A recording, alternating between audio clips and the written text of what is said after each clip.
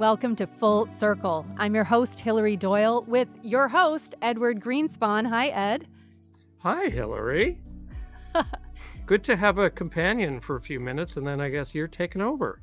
Well, I really appreciate this, and let me just say that the reason I'm here is because of your numerous competitive priorities, chief among them being co-chairing Deloitte's Future of Canada Centre. We really just want you to assure all of the listeners that you're not actually departing. This isn't a goodbye. You're still going to be very involved in shaping the discussions this season as we carry on the work that you've started. No, this is an enhancement because I'll continue doing my work and you'll be doing your work. So it'll be I'm great. your agentic AI. Ed. There So we go. that's what we should take from this. Well, so we want you to help us frame up this next collection of episodes because we're shifting gears from the broader national policy discussions to a really sharp focus on corporate strategy. We want to explore the critical questions on Canadian leaders' minds. So everything from cybersecurity to business transformation and workplace productivity. We're highlighting the big issues that are shaping organizations today, and we want to bring listeners really practical, tactical, tested solutions to help address them. I mean, I think that's a natural progression. You know, what we did in the kind of special 7 episodes of the Leapfrog series is we said, oh my goodness, Canada is in a particular situation, and it's a very challenging situation. And how are we going to turn what we talked about, this boiling frog syndrome that Canada has been suffering for a long time, long time. And there's been slow growth and slow income growth and all of those things that make a population unhappy and, rightfully so. And how are we going to use this opportunity to move from the boiling frog to a leapfrog? And how do various pieces fit in? What does an East-Western economy look like? How do you diversify trade? What role does talent play? What role does AI play? How do we use our resources, for better impact? So, we've covered all of those things in kind of, a macro way. And now I think you got to dig into how various actors are getting this done. Absolutely. And one of the most significant challenges that we're seeing leaders face right now is this pressure to move very quickly while we still have so little information about the shape that AI is ultimately going to take in our lives and in our businesses. So there's a real urgency, but how do you make decisions intelligently for a future that is so hard to visualize, much less understand?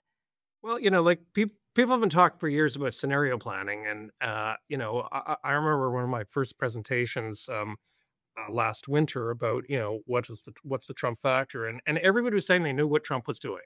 He's just doing this to bargain. He's doing this because he has strategic views of China. He's doing it, for whole bunches of reasons. And my sense was, I don't really know why he's doing what he's doing. There's 3 or 4 plausible scenarios to me. And I think, anybody who's planning in business has to go down those scenarios. And a scenario they have to go down to is that the US is not going to be as open to them as it was.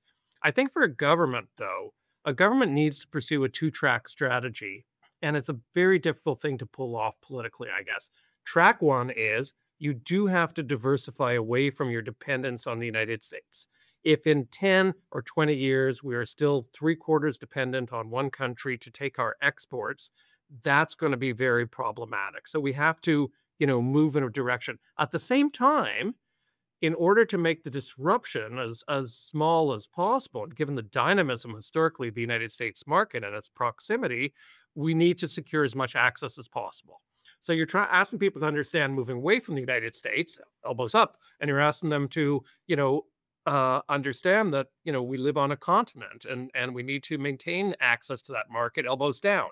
And, I think that's politically difficult. And, governments are going to have to figure that out over the next while, how they communicate that and how they pull off that strategy. And Hillary, if I could say one other thing, against the backdrop of a lot of people, their issue was affordability.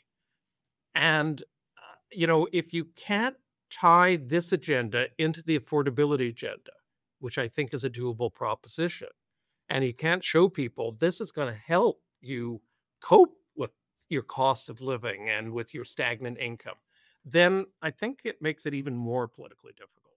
Sure. And we're able to marry those two things ostensibly with something that you have spoken about a lot, which is this desire for a signature policy to say to the rest of the world, hey, we're ready for you. We are ready for your investment. We are a smart place for your money. Are you starting to see that kind of international vision coalesce for Canada? Well, I'm not sure in terms of signature policy. I think that, the prime minister has been going around the world a fair bit and, particularly Europe, and saying, that we are open, that, this is not the regime of past. Um, but, you need to attract and retain talent in Canada. And I don't think, we're at the highest levels of AI and how it fits its equation. And, you're not going to be a competitive nation without getting, AI right and the applications of AI right. You're not going to do it if you don't actually try to exploit your resources to the full and stop being embarrassed about your resource riches and embrace them much more fully. But a signature policy, I kind of think of Ireland back many years ago when it kind of was wanting to burst on the world scene, and it used taxation as a way of creating competitive advantage and attracting attention. Canada has a problem with investment, and it has a problem with direct investment into projects, but it hasn't problems with investment into workers and skills. It has problems with investment into research and science. It has, the productivity problem, is a lot about investment into machinery equipment, giving workers the tools to be more productive. We have problems on all those fronts. And I'm not sure what that signature policy should be, but I think there has to be a message out to the world that we are truly doing things differently and we want your investment and we're going to treat your investment well. So come here and, here's something in the window just to show you. As you've said, the productivity problem is top of mind. Avi Goldfarb will be here to share his thoughts on that. Thank you for making time to be here today, Ed. Thanks for your insights. We'll look forward to hearing them throughout the season. We have your word. I trust you'll be back with all of the latest from the Future of Canada Centre as it's ready to be made public. Well, thank you, Hilary, for talking to me and creating this continuity, which is great. And I wish you incredible luck. This is a really important podcast, and it has important things to communicate. And the knowledge that resides in Deloitte is extraordinary, and the needs of people out there. The Future Canada Centre, as you say, hopefully will keep fertilizing this debate as well. So I think we'll have a chance to work in collaboration. I look forward to it. Big shoes to fill, but you can trust I will do my very best. Thanks a lot, Ed. Thank you. Well, I am pleased to introduce Avi Goldfarb. Avi is the chair in AI and healthcare at the Rotman School of Management at the University of Toronto. He is an economist, a professor of marketing. He's a global thought leader and the chief data scientist at the Creative Destruction Lab. He is the co-author of Power and Prediction, The Disruptive Economics of Artificial Intelligence. And I could go on, but let me just say, Avi lives and breathes Canadian innovation, so we want to hear his perspective on how leaders should be thinking about decision-making when there is such pressure to move quickly and so much uncertainty about what's actually taking shape around us. Avi, welcome to Full Circle. Thank you. It's a pleasure to be here. Well, we're delighted to have you.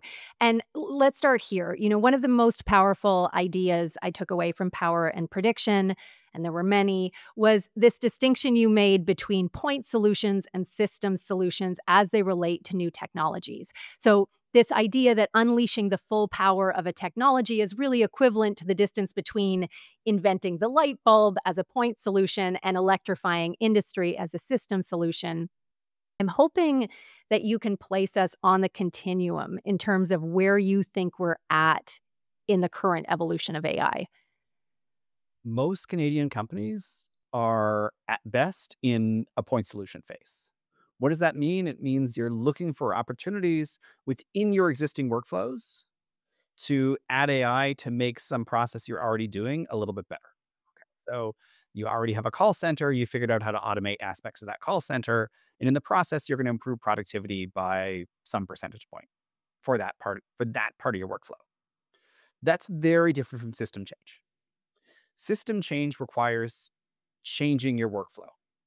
Changing your workflow is never easy, right? That's going to be hard. So there's a reason why we're so focused on point solutions. But whenever we have a general purpose technology, and I believe that AI is the next general purpose technology, the transformation comes from people figuring out new ways to do business. And history tells us that if it's not you who figures out the new way to do business, it's going to be your competitor. And there is a real risk in the context of AI that if your competitor figures out first, then they're going to benefit from a feedback loop, and they're going to get better and better and better, and you're going to be left behind. Can we talk more about that risk?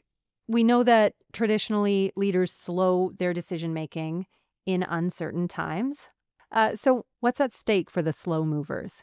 Um, I think now is the time to be a fast follower. Honestly, I think it is too late to be the leader in many industries with AI. Um, Jeff Hinton, University of Toronto professor, and his team of students won the ImageNet competition in 2012. The tech industry started to pay attention to this technology maybe 2012, certainly by 2015. Okay. We're in 2025 now.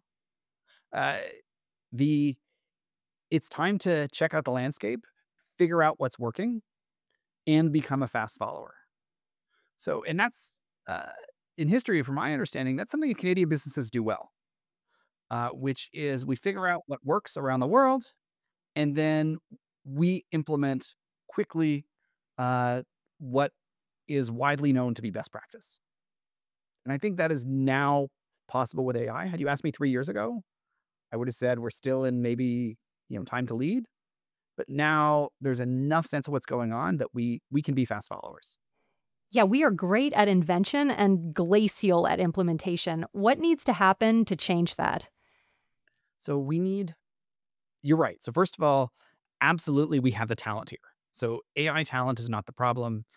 There are both many recent graduates and plenty of people who've been out 10, 15, 20 years who have great AI skills, great software engineering skills, etc. Um, but the challenge in moving from point solutions to system solutions is it's not really a technical challenge. It's a change management challenge. And that has been historically really hard in Canadian business. And there's something that, your organization does well. Why would you want to change it? As we're in a global environment and as this technology is getting better, it's too late to sort of wait anymore. Okay, so help us get there because a recent Deloitte survey shows that 56% of companies already see measurable value from their AI investments. But so far, the productivity boost has been slower to materialize. First of all, why is that? And what can organizations do to really accelerate gains from these early investments that they're making?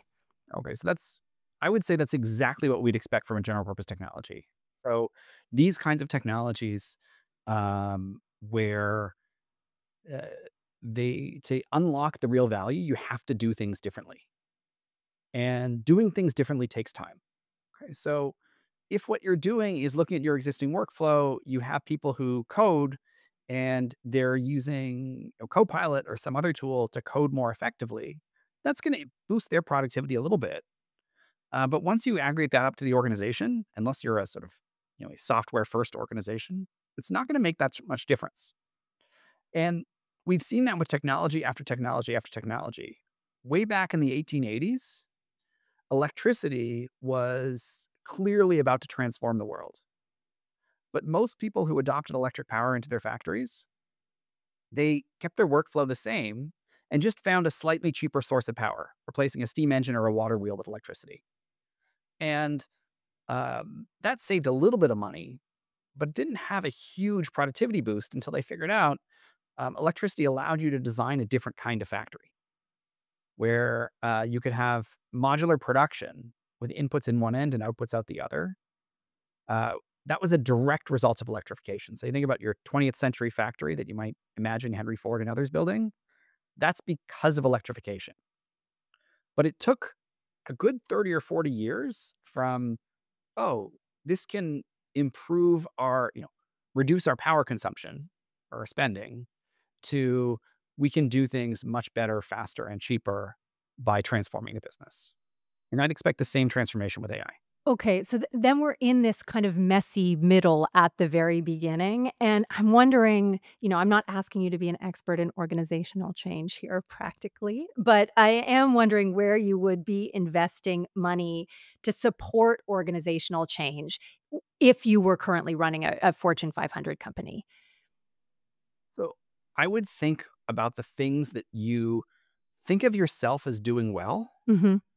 but you actually do badly. It's just that everybody else is doing them worse. Right. So every corporation has like these standard operating procedures that they do that aren't really about delivering value to stakeholders, but they're about compensating for the stakeholders for the various ways that you fail. And that's where the transformation is going to be most impactful. And that's where the risk that someone else is going to figure it out because of the technology is greatest.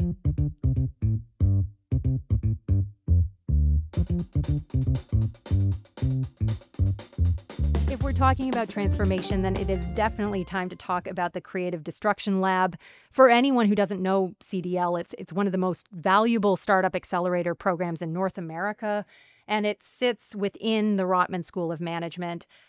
Avi, you said that early on, CDL startups often pitched their AI concepts as a one-to-one replacement for people, and that was not hitting in the market. Would you share what those businesses taught you in terms of the real value for AI in business? Absolutely. And the way to think about this is you have a bunch of people who work in your organization, and if you're thinking about bringing in a technology to replace them, the best case scenario for you is that you save their salary. And almost surely it's going to be less than that because you got to figure out what to do with them and the process are going to be a little bit different and all that. But the best case scenario is you save, a little bit on salary. Right. That's that is limited by upside, is necessarily bounded by what that salary is. If instead, and what we found with the companies coming through the lab over the last couple of years, where the big success comes in, well, doesn't just allow you to do what you always did and replace some people, but you can do something different. It affects the top line, not just the bottom line, right? And by affecting revenue, by creating new sources of demand, then you can really create extraordinary value and start, um, taking business that you wouldn't have otherwise had. Would you give us an example? What are the CDL companies revealing in terms of how business is evolving and the kinds of businesses that are coming to the fore? Okay, so I'll give you the headline number is through the lab, we've created over $50 billion of equity value. So the graduates of the lab are valued over 50 billion. Now, what we've seen over the years is many of our most successful companies figure out how to take deep science, that's partly of what we do well, um, and unlock business value by creating new types of markets. Okay. So it's not just, okay, here's your workflow. We're going to figure out this one piece of your workflow that we can make a little bit more efficient. It's even if we're doing that by making that piece more efficient, you're able to do this much more. You're able to do things faster. You're able to respond to the market more quickly. You're able to customize in a way you couldn't customize before. And as a consequence, whether our startups are selling business to business or they're selling directly to customers, it's that next step, not just the, okay, here's a prediction tool or an AI that helps you do something a little bit better. It's what then? Once you have that, you have a tool that can help you fill in forms. Okay, that's wonderful. But if you can fill in forms quickly, what else can you do in your business that'll allow you to create more value and capture more of that value? So, are you seeing the systems change implementation for AI through some of these startups coming through CDL? That's been our thesis for the last couple of years has been to focus on companies with potential to to generate system change. And in the last year or two, we focused on a particular narrow area, which is in the area of science. And the idea there is AI tools that can help us innovate faster are going to have an especially outsized impact on the economy. And we are already seeing meaningful progress in tools that help innovate faster. So I'm part of the So on the commercialization side, I sit as part of the creative destruction lab. But at the University of Toronto, I'm also part of this organization called the Acceleration Consortium. The Acceleration Consortium is a program for what they call self-driving labs. And my role is to help think about the commercialization of these self-driving labs. So it's literally a chemistry lab. And the long-term vision is that a human gets things going, the machine runs the experiments, figure out the next experiment to run, and on the other end, produces whatever chemical compound, ideally at scale, that the human wanted in the first place. Ultimate use of prediction machines. Yeah. And that can be, again, like that's a system change to how we do science, which in turn will have a meaningful impact on material production, hopefully globally, but certainly here in Canada. And you can imagine that kind of system in financial services where innovation happens in an automated format, and in retail and all sorts of other industries. The Acceleration Consortium is an inspired example of AI leadership in Canada. And what strikes me is that you're also automating for the right conclusions. For anyone afraid of making the wrong conclusions at this point, help us see what else is flying under the radar with AI. What are you picking up on that the rest of us are probably missing? Okay, so I just gave you the biggest hint, which is that it is transforming our innovation landscape. And in the long run, productivity is entirely determined by improvements in productivity, by innovation. And so what we're seeing across the sciences and now starting sort of corporate R&D is this role for AI to accelerate what you can do. And that allows you to roll out, including in software engineering, by the way, which is really important. And that allows you to roll out new processes more effectively. And what that means in terms of leadership and the urgency of doing this is once someone gets a little bit ahead, they will be able, on that side, they'll be able to improve and iterate in a way that'll make it very hard for anybody else to catch up.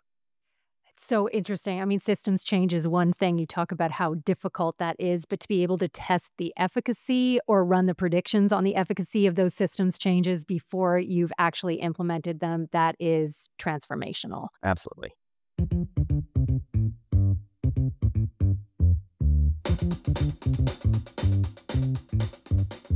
I want to come back to the question that we started with. How can business leaders plan successfully for a very uncertain AI future? And I want to get tactical with 3 rapid-fire questions. Okay. The first is about action. For leaders who want to capture the rewards of AI and are still feeling a little overwhelmed by the risks, what's the one crucial thing for them to do right now? They have to start. We're, as I said, we're beyond the point of being a leader. We're in fast follower stage. And being a slow follower might mean you're not a follower at all. So stay nimble, stay curious, and stay in the game. Yeah. Question 2, what is the most common pitfall you see business leaders stumbling into with AI, and how can we avoid it? They often look for easy wins because they can get buy-in for an easy win without thinking about the strategic implications of that win. So yes, you absolutely want things that are relatively easy versus relatively hard, but you want to make sure that they're things that the organization will sit up and notice. And so if your easy win is in some division of the company that nobody cares about, oh yeah, we have proof of concept that AI worked, no one's going to care. It has to be in some aspect that's central to the company, which means taking some risk with the parts of the company that matter. So it sounds like this is about good judgment and better storytelling. Absolutely. Storytelling is a big part of organizational change, as I understand it. And finally, for leaders looking to avoid obsolescence in real time, what are the 3 skills you'd recommend they sharpen? Well, if you haven't used the large language model tools yet, start. Okay. And start thinking about how to use them daily as part of your normal routine. If that's first. Second part of that is if that's not allowed in your company because of privacy or other concerns, then get your IT folks on it and figure it out. Because chances are, even if you're forbidding your workers from using it, they're using it, but they might not be using it in the way you want. And then third, just again, recognize the urgency. There's plenty of great examples of successful use cases. And so it's time to figure out the ones that apply to your business and follow. You've certainly helped us appreciate the urgency. Thank you for helping make sense of it. Thank you so much.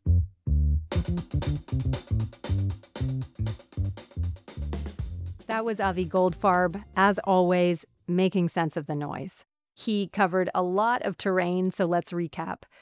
AI is a general-purpose technology that offers unmatched predictive power, yes, but its deeper value will be unlocked once leaders can actually move beyond the point solutions into full system implementations. This means real organizational change to help us move from the light bulb solutions to electrification. And that's going to be hard, but the good news is Canadian organizations have demonstrated real expertise at searching out best practices internationally and perfecting the fast follow. But we also do know how to lead. There is bleeding-edge work happening in AI in Canada. Look no further than the Acceleration Consortium and the Creative Destruction Lab for innovation with high valuations. Organizational change is hard, but purpose is motivating. And in the rush to institute AI change, think about the stories that you're telling within your organizations about the why and the for what. And finally, look, we all want to avoid risk, but the thing about having the world's best prediction machine in the palm of your hand is at least now you can run all the scenarios. And once you can survey the scenarios, it's really your judgment that's going to help you win. Arguably, judgment becomes the most important quality for the leader of the 21st century. So thanks again to Avi Goldfarb and, of course, to Ed Greenspon for joining us. Our focus with Full Circle is to share conversations that help keep you informed, inspired, and engaged. So please share your thoughts with us. Send us your questions, your comments, topic ideas, all to circleback@deloitte.ca. Do not forget to like, download, subscribe, and please share this episode. Check out our previous seasons wherever you get your podcasts. And most importantly, thanks for listening. I'm Hilary Doyle. Join us again for Full Circle.